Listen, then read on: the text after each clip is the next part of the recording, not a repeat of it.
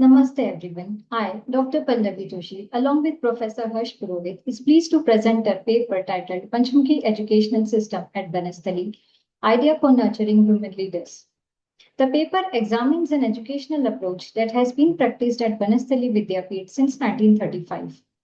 It asks a basic but important question: can a university prepare women for professional life while also developing character, responsibility, creativity, resilience, and a higher sense of purpose?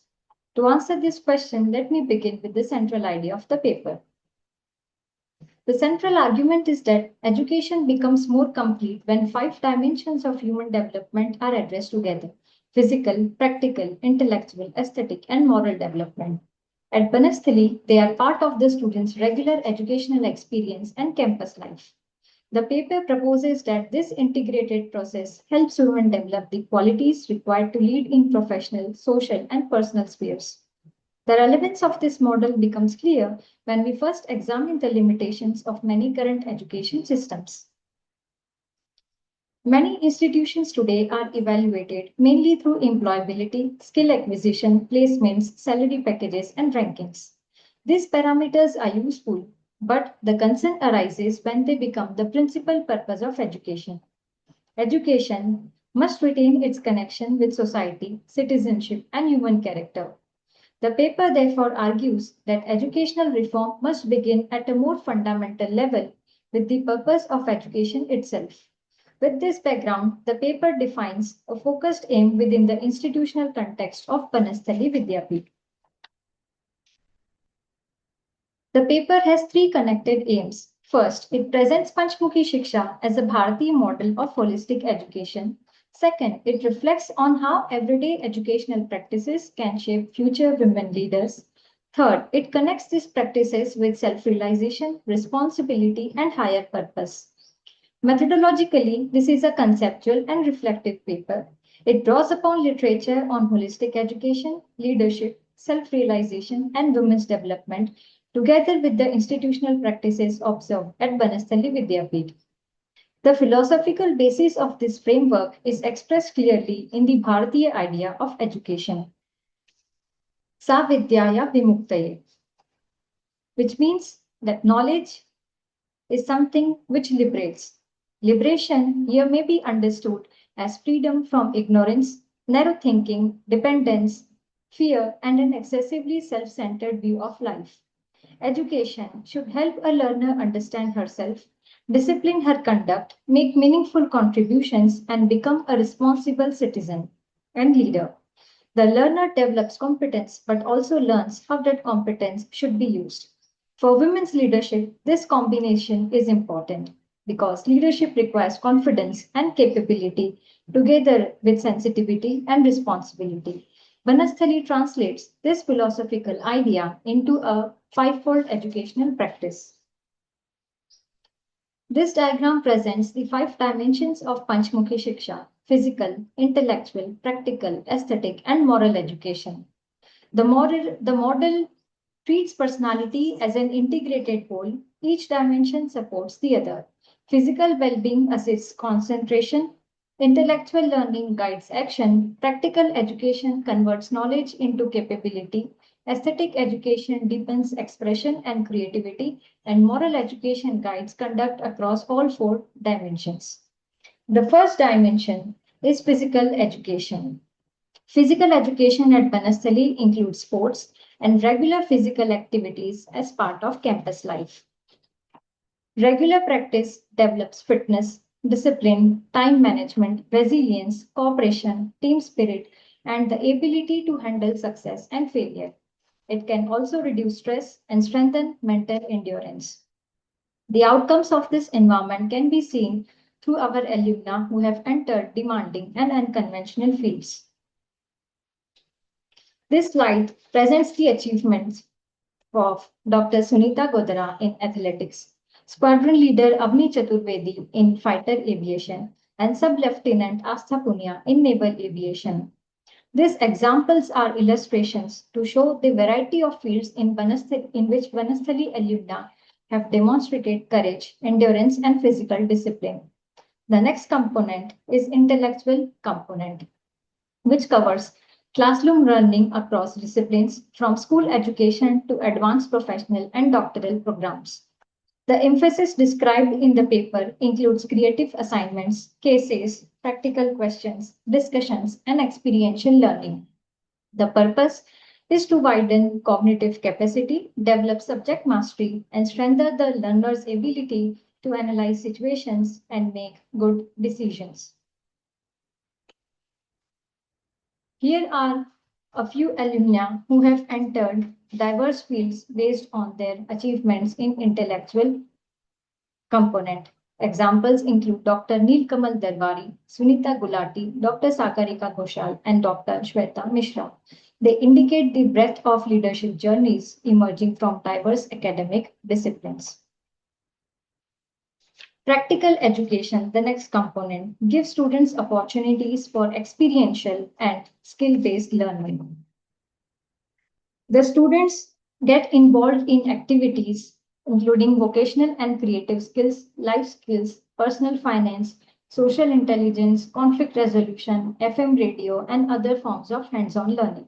Such exposure can create alternative career possibilities and improve everyday decision making. A learner becomes more confident when she creates something of value and manages real life situations. The alumna shows different fields in entrepreneurship, film editing, virtual design, and textile enterprise. They are different fields, but each field requires initiative, technical application, problem solving, and the confidence to run an idea into a sustained work. Aesthetic education, the next dimension, which is another important part of human development, includes arts, music, dance, theater, and other forms of creative expression.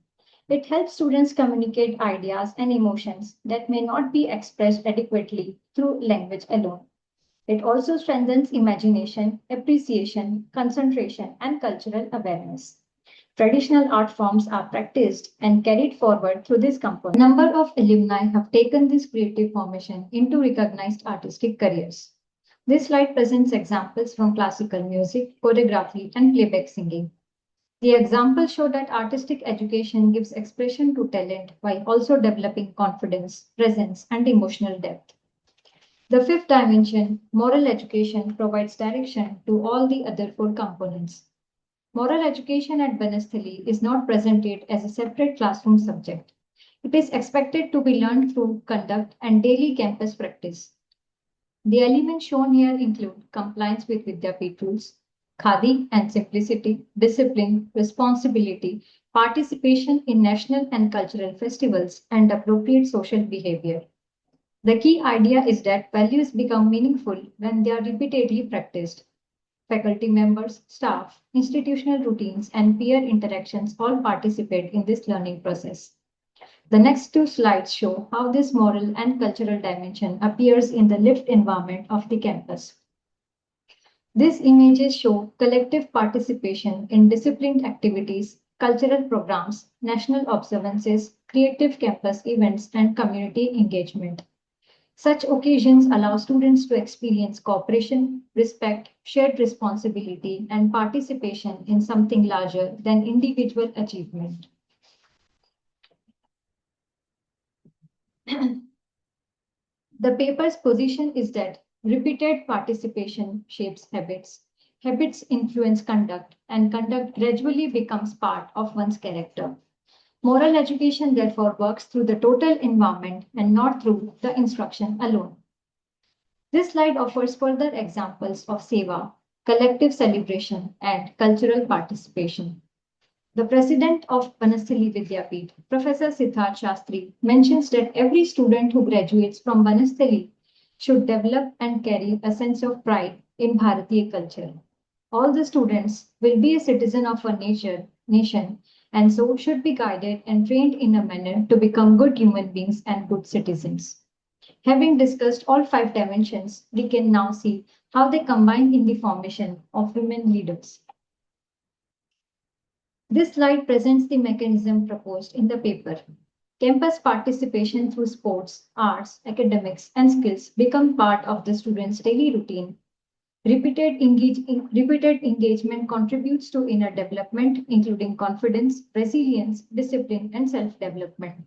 These personal capacities then support a wider social orientation expressed through responsibility, sensitivity, collective well-being, and service.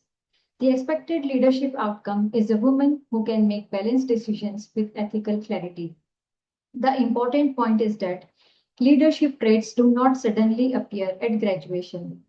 They are shaped through small, repeated experiences such as arriving on time, practicing, performing, cooperating, accepting feedback, observing rules, making choices, and taking responsibility. Panchmukhi Shiksha, therefore, views leadership formation as a lived educational process.